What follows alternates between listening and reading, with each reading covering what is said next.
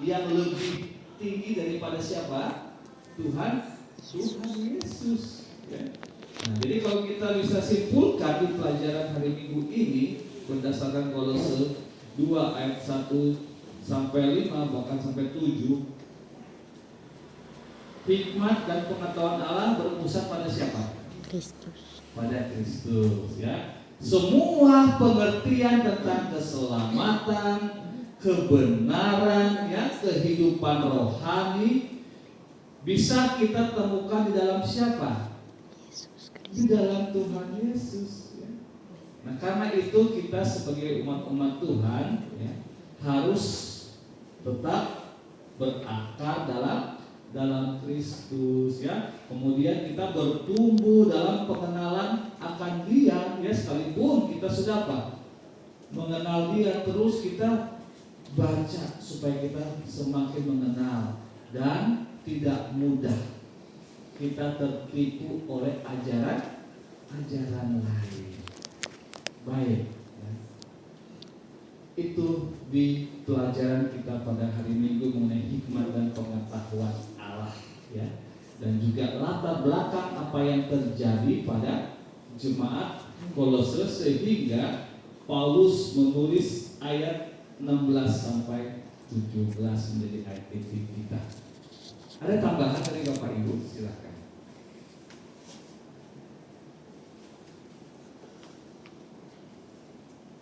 Kalau tidak ada, kita masuk ke hari berikut, berakar dan bertumbuh di dalam Kristus. Nah, ini Kolose 2 ayat 6 sampai 10. Di dalam ayat 6, ya, dikatakan kamu telah menerima Kristus Yesus Tuhan kita. Karena itu hendaklah hidupmu tetap di dalam Dia. Nah, artinya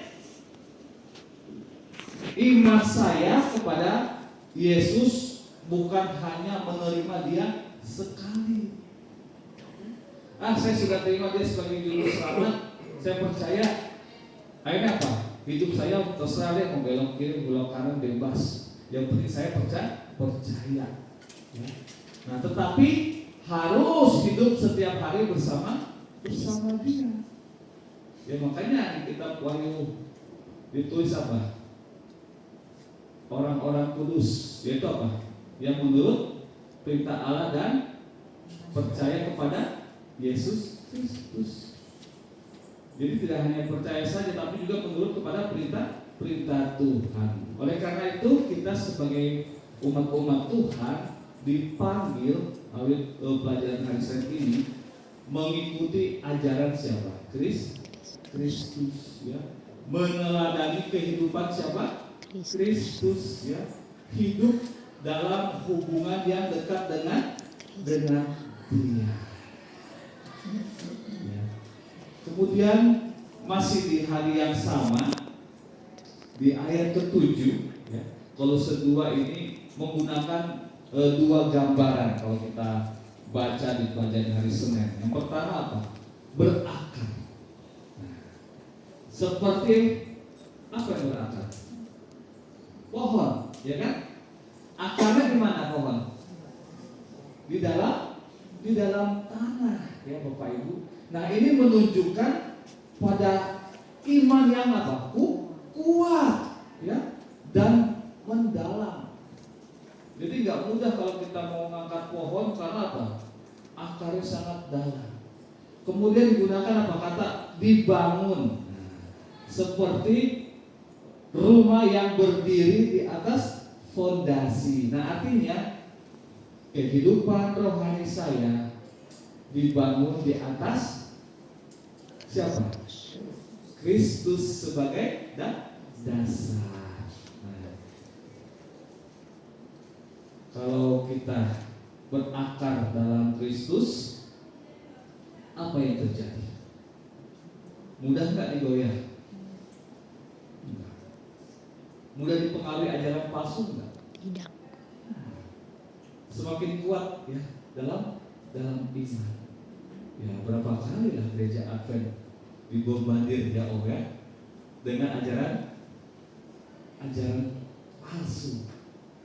Kita semua tetap bertahan kita yakin ya akan Kristus.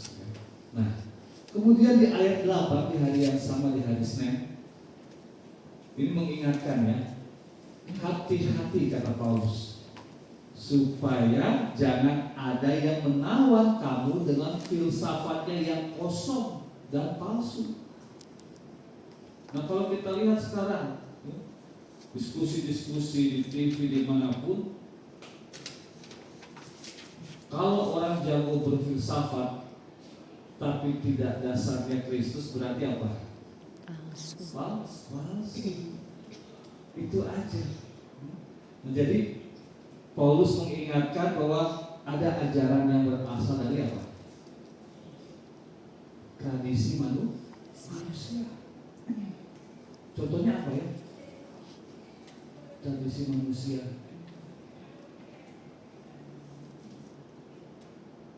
Ya kalau di orang banyak, orang Batak banyak ya. Ya, ada tradisi. Hari Minggu kemarin saya ada ikut acara di rumahnya anaknya Lazarus Ududeda, Geri, ya, karena istrinya 7 bulanan. Ada nggak di Alkitab 7 bulanan? Nggak ada. Itu tradisi. Bagus nggak? Bagus, karena apa? Mau bersyukur kepada Tuhan, menyerahkan. Ya, isi renungan saya menyerahkan apa? 7 bulan menuju apa? 2 bulan lagi, semoga Tuhan apa? Berkati ya. Karena Tuhan sedang menenun kan, kalau Mazmur katakan, dia tahu sebelum dijadikan, tahu siapa yang ada di dalam kandungan. Kemudian habis selesai kasih renungan, ada yang diberikan. Ya, karena orang Batak dari Batubara, Tambunan, dikasih apa? Ulos. Wah. Sebelumnya dibawa apa lagi? Ikan. Arsip. Posisi arsip juga menentukan ikan. Jadi nggak bisa tidur, dia mesti apa? Mesti tegap ikannya, dia pocongnya ke depan, nggak bisa terbalik begini. Ah, itu adalah filsafat mereka, ya. Ya, intinya semuanya untuk Tuhan. Kemudian dikasih apa lagi ya? Beras di kepala. Adat mereka. Nah, habis itu giliran dari pihak laki-laki, adat dari Pulau Sabu. Kita nggak bawa beras, harusnya bawa gula sabu tempel di sini ya. Kita bawa kain, kain sabu, sama memberikan arti bahwa kalau sesama orang sabu itu kalau ketemu bukan cium pipi, bukan cium tangan, tapi apa? Hidung ketemu hidung. Nah, itu ya. Jadi itulah tradisi manusia. Tapi kalau tradisi manusia itu semua tidak melanggar perintah Tuhan, ya monggo, silakan ya. Nah, berasal dari pemikiran dunia. Ini Paulus memperingatkan ada ajaran yang berasal dari pemikiran dunia, tidak berasal dari Kristus. Ya, karena itu kita sebagai orang Kristen, pengikut Tuhan, harus memuji dulu ya segala ajaran dengan firman Tuhan. Lalu di ayat 9-10 di pelajaran Senin, kepenuhan Allah ada dalam Kristus. Ya, dikatakan, sebab dalam Dialah berdiam secara jasmania seluruh kepenuhan kealahan, dan kamu telah dipenuhi di dalam Dia. Nah, artinya Tuhan Yesus adalah Allah yang apa? Sempurna. Judul pelajaran kita, sempurna dalam Kristus ya. Segala kebutuhan rohani saya, Bapak Ibu semua, dipenuhi di dalam siapa? Di dalam Tuhan. Jadi kita nggak perlu lagi repot-repot mencari apa? Keselamatan dari sumber lain. Ya, itu semua sudah ada di dalam Kristus. Ya, bisa kita simpulkan dari pelajaran hari Senin ini,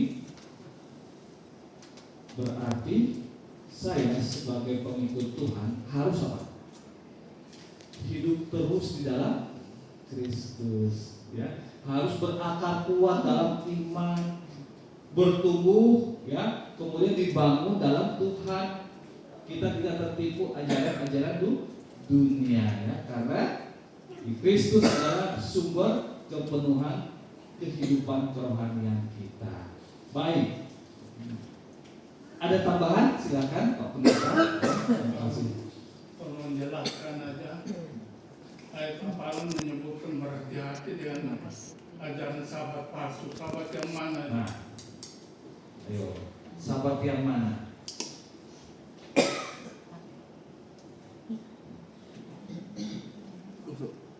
Apakah sahabat penciptaan atau sahabat? Ayo diulangi lagi nih. Atau apa yang Paulus katakan?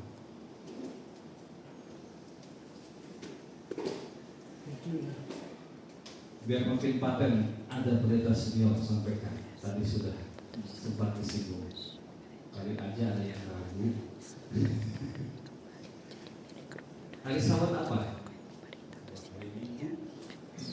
Sahabat apa? Sahabat hari raya. Itu nggak?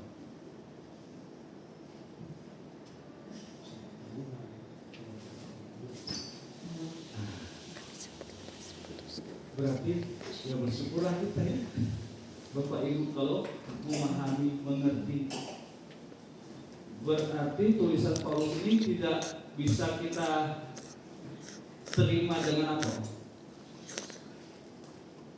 Pikiran manusia, ya, harus cari tahu dulu latar belakang apa yang terjadi. Dan itulah, saya ada baca ada video YouTube disampaikan pendeta Ram yang di Amerika, pendeta Advent, ya. Ya, ini sebenarnya untuk dikhotbah, tapi tidak apa-apa. Sekarang yang dilupakan oleh gereja-gereja dalam menentukan nubuatan, banyak yang tidak melihat dari apa? Sejarah dunia. Nah, itulah yang membedakan dengan gereja Masih hari ke-7, ya. Jadi lihat dari sejarah dunia. Jangan hanya terfokus ke dalam apa? Kasus Iran dan Amerika contohnya, ya. Dalam menentukan penggenapan nubuatan, banyak yang percaya bahwa Tuhan akan meninggikan lagi Ismail, betul? Karena mereka melihat dari Yehezkiel. Kalau jadi ke timur nih, ya, pandangannya ke timur, penggenapan nubuatan akan kedatangan Tuhan itu akan datang dari di timur. Bagaimana dengan pandangan dari gereja Advent? Berbeda atau sama?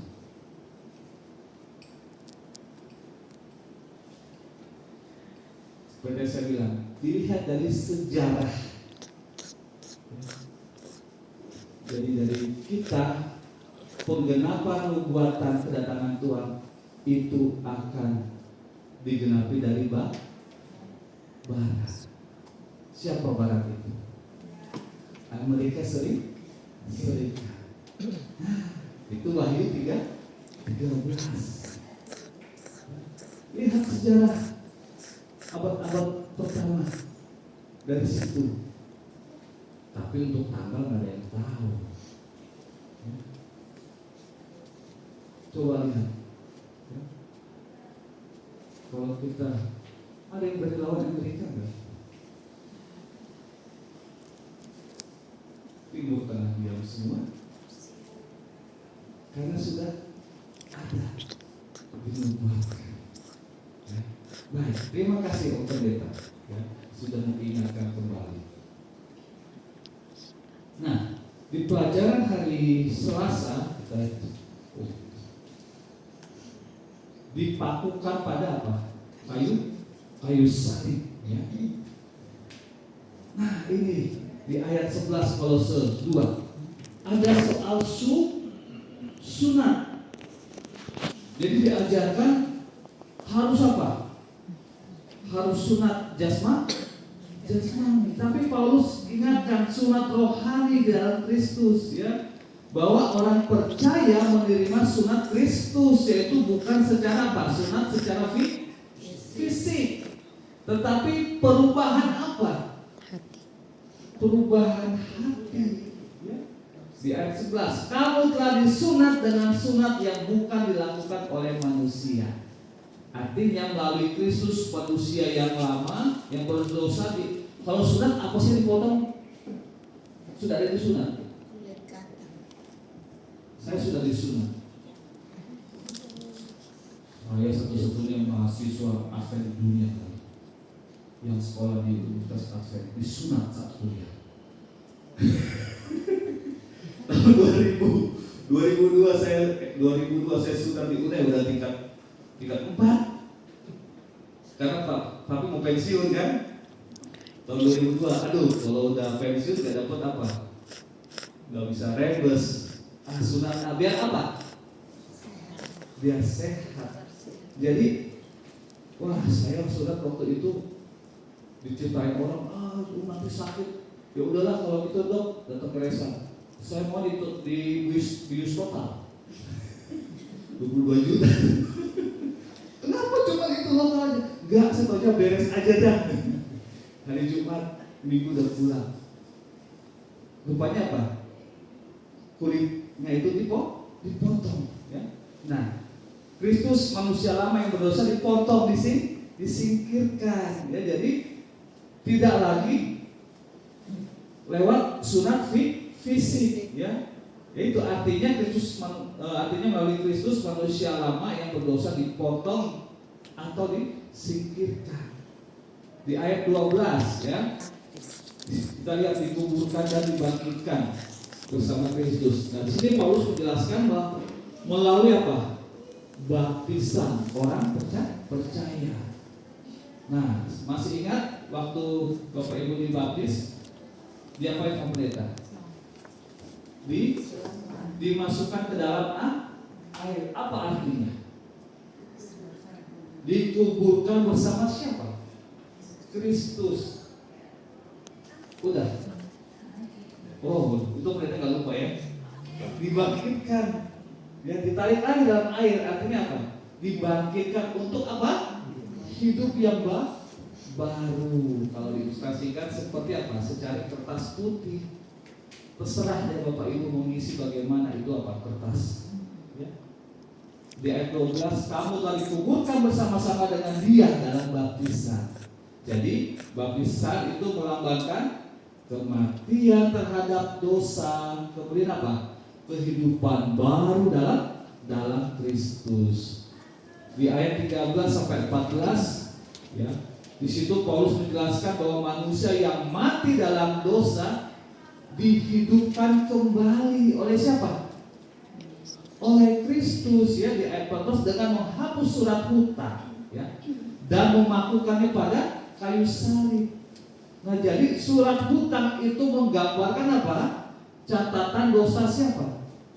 Dosa saya manusia. Catatannya sudah apa? Dipakukan di kayu salib, ya.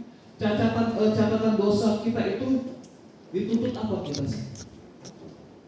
Hukuman apa kita dapat harusnya? Karena dosa. Hukuman upah dosa adalah maut. Maut sama dengan mati. Jadi melalui kematian Tuhan Yesus di kayu salib, wah, saya punya apa? Hukuman dosa sudah dihapuskan. Nah, di ayat 15, ya. Melucuti pemerintah dan penguasa-penguasa. Kalau sudah 15, ya. Artinya apa? Melalui salib siapa yang dikalahkan? Kuasa siapa? Kuasa iblis dikalahkan, ya. Dosa kehilangan kuasanya. Kristus menang atas apa? kejahatan. Jadi salib yang tampaknya seperti kekalahan sebenarnya adalah apa?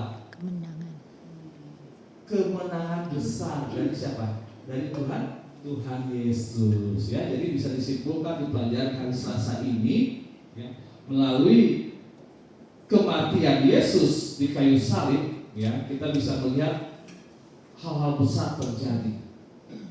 Yang pertama, manusia lama saya disingkirkan melalui apa? Sunat rohani di dalam Kristus, ya.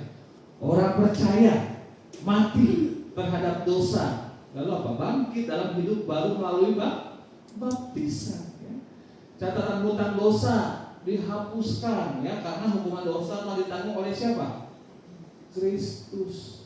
Ya, kuasa iblis, kuasa kegelapan dikalahkan oleh kemenangan siapa? Tuhan Yesus di kayu salib.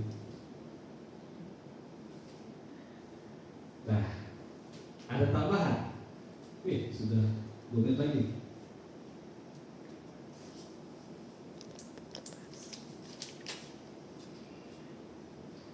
Tadi di awal sudah sempat disampaikan apa yang Paulus katakan.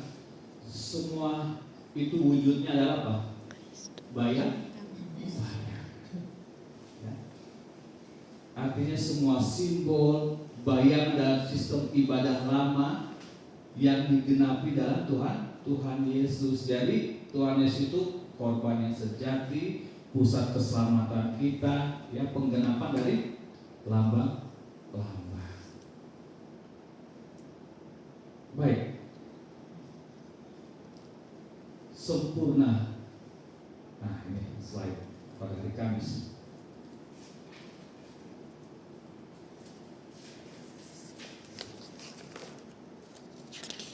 Baik, sebelum masuk ke dalam kesimpulan di pelajaran hari Kamis, judulnya adalah perintah-perintah manusia. Di sini kita bisa melihat bagaimana Paulus menegur orang yang membuat aturan agama buatan siapa? Manusia yang seolah-olah membuat seorang lebih suci. Makanya di ayat 21, ya, menyebut contoh aturan. Contohnya apa? Jangan zaman ini, jangan kecap ini, ya, jangan sentuh ini. Nah, jadi ini aturan seperti ini biasanya berupa apa? Pantangan yang dibuat oleh siapa? Manusia, ya, bukan berasal dari perintah Allah. Ya. Jadi ciri perintah manusia dari Kolose 2 ayat 22 sampai 23, ya, pelajaran dari hari Kamis, ya. Perintah manusia memiliki ciri berasal dari ajaran manusia, bukan dari Allah. Hanya kelihatannya apa? Bijaksana, baik, tetapi tidak memberi kuasa mengalahkan dosa, ya. Menekankan aturan lahiriah, bukan perubahan hati. Makanya Paulus yang dia mengatakan aturan seperti itu hanya ibadah buatan sendiri. Jadi intinya di pelajaran hari Kamis tentang perintah-perintah manusia adalah aturan ibadah yang dibuat oleh manusia sendiri, tidak berasal dari firman, ya, hanya menekankan pantangan lahiriah, tidak menyelesaikan masalah dosa dalam hati. Ya. Dapat kita simpulkan Kolose 2 ayat 20 sampai 23 ini mengingatkan bahwa kekristenan sejati bukan tentang mengikuti aturan siapa? Manusia, tetapi hidup, ya, dalam kita punya hubungan dengan Kristus yang mengubah hati. Ya. Baik, sebelum masuk kesimpulan, silakan Pendeta ada kasih tambahan Bapak Ibu. Di peraturan bangsa Yahudi, Yesus dipersalahkan menyembuhkan hari Sabat. Padahal bangsa Yahudi membuat peraturan tambahan mengenai hukum. Padahal pemerintahan Tuhan dalam Mazmur 89 ayat 15, berdasarkan kasih dan hukum. Tapi bangsa Israel menambah, bukan 10 hukum lagi, tapi ribuan hukum. Di gereja buang ludah, oh tidak boleh, itu dosa. Karena nanti itu rumput-rumput disiram hari Sabat. Ke gereja tidak boleh bawa barang 3 kilo, dosa.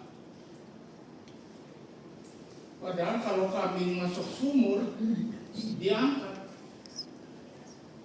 Tapi orang disabun, tidak ditolak. Itulah hukum-hukum manusia yang ditambah. Sejak penciptaan dunia, penyembahan umat Tuhan hanya hari Sabat. Kecuali orang kafir yang tidak percaya kepada Yesus. Tapi Abraham, Musa yang menulis hukum,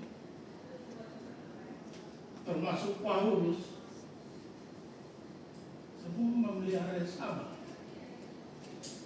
Nanti tahun 325 sesudah Yesus, Paus Konstantin merubah hari Sabat menjadi hari Minggu. Jadi kita umat Tuhan mau ikut manusia atau mengikut Yesus. Di surga bukan hari Jumat. Di surga bukan berbakti menyembah Tuhan hari Minggu, kata Alkitab ya. Coba kita buka Yesaya 66 ayat 21 sampai 23. Di surga bukan menyembah Nabi Muhammad hari Jumat. Di surga bukan menyembah Paus hari Minggu. Di surga menyembah Yesus hari Sabat. Biarlah kita umat Tuhan setia, sabar kalau menderita. Seperti kepada Yesus, saya menderita paling-paling 70-80 tahun.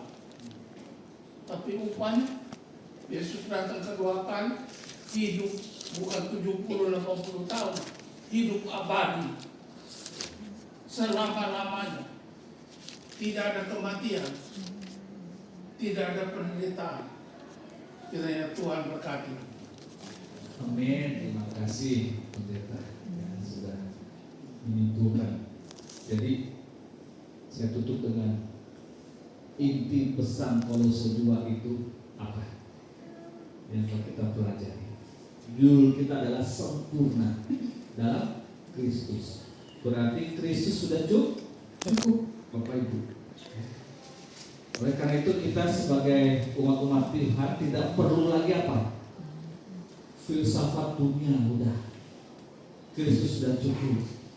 Tradisi manusia, Kristus sudah cukup.